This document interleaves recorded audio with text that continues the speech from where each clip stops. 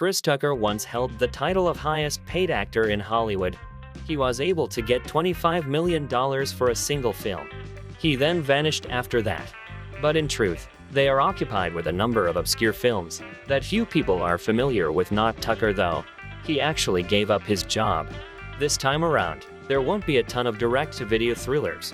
At the pinnacle of his career, Tucker pulled a remarkable disappearance. Whoa, what just happened?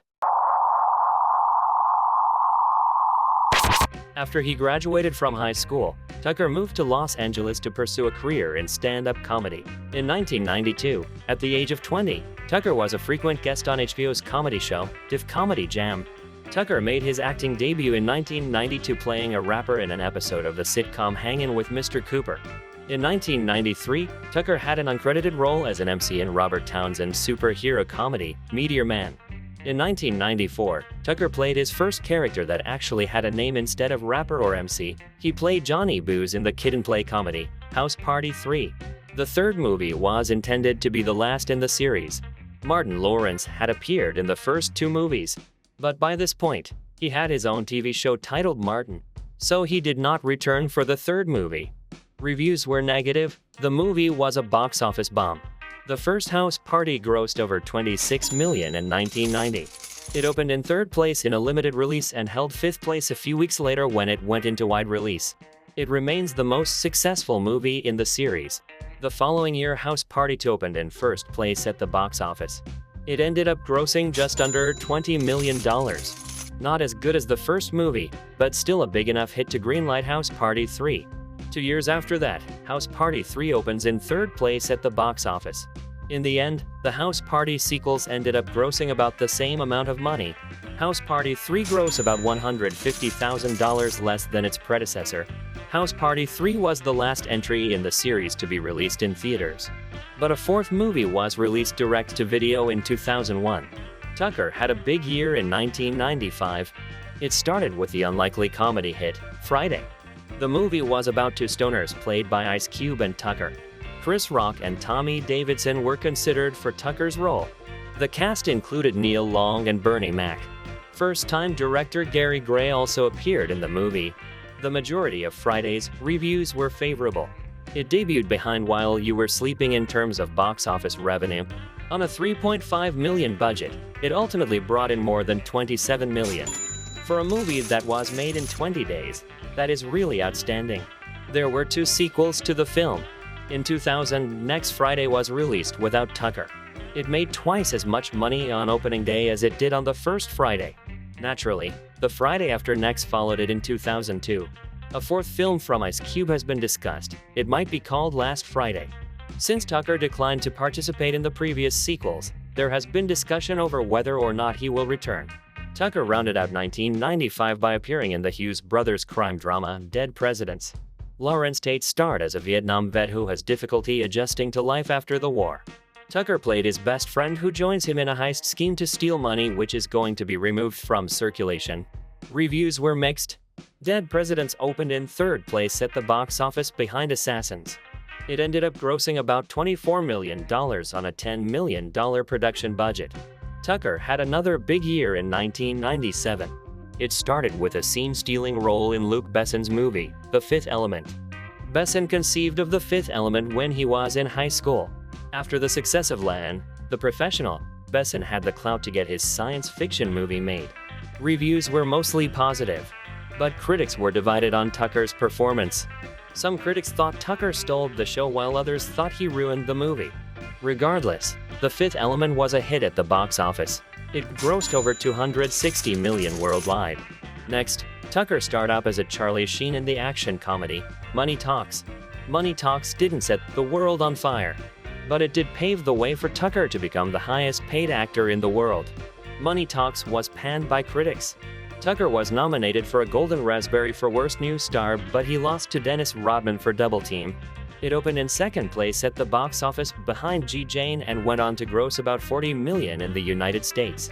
After filming Money Talks, Tucker decided to make a change in his life. He became a born-again Christian. Ice Cube has suggested that this is why Tucker did not reprise his role as Smokey in the Friday movies. In 1998, Tucker starred opposite Jackie Chan in Brett Ratner's buddy action comedy, Rush Hour. Rush Hour was originally conceived as a vehicle for Chris Farley and Martin Lawrence. Later, Chan, who was attempting to become a movie star in the United States, had it revised for him. Chan's acrobatics and Tucker's snarky remarks made a winning combination. The majority of the reviews were favorable, and the movie was a success financially. Rush Hour took the top spot during its United States release and made over $140 million. Over $100 million was made in foreign sales, totaling over $240 million. In the end, it ranked as 1998's seventh highest grossing film. For 3 years, Tucker didn't appear in another film. When he did, it was in 2001 for the Rush Hour 2 sequel, when he was once again working with Jackie Chan. In one moment, Tucker sings karaoke while channeling Michael Jackson. Tucker declined the opportunity to play Jackson on camera, but to keep the team entertained in between takes, he occasionally sang karaoke. Without Tucker's consent, Ratner had a Kummerman film made and used it in the scene. Rush Hour 2 received mixed reviews. However, the follow-up was a bigger success than the first. It made over $350 million globally and $226 million in the America with a budget of $90 million. 6 years after his last film, Tucker collaborated once more with Chan and Ratner on Rush Hour 3. This time, the police were sent to Paris because, after all, they had already traveled to Los Angeles and Hong Kong. A third Rush Hour movie is assured thanks to the success of the first 2 installments. Tucker fought for more money and the best position.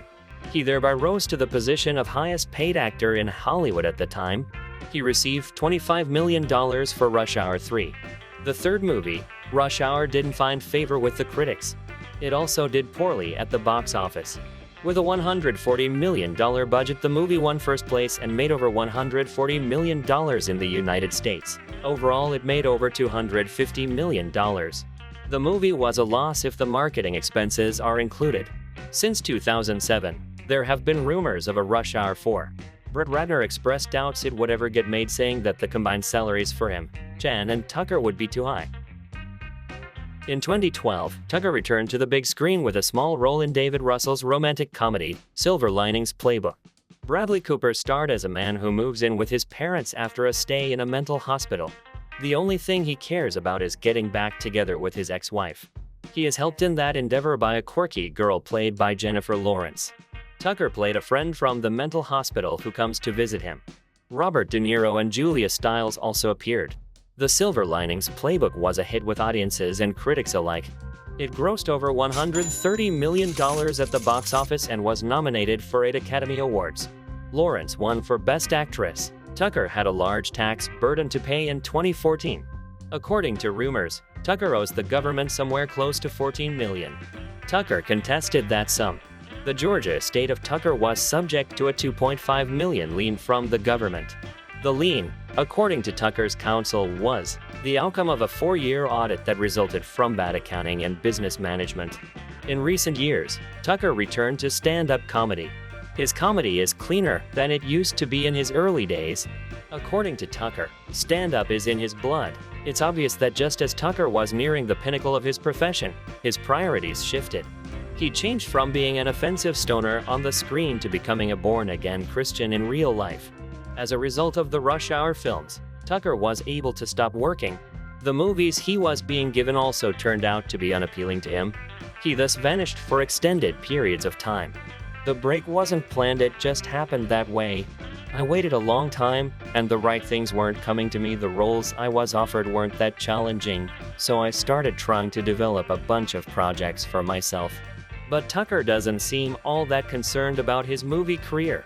He hasn't come crawling back begging Ratner and Chan to make Rush Hour 4.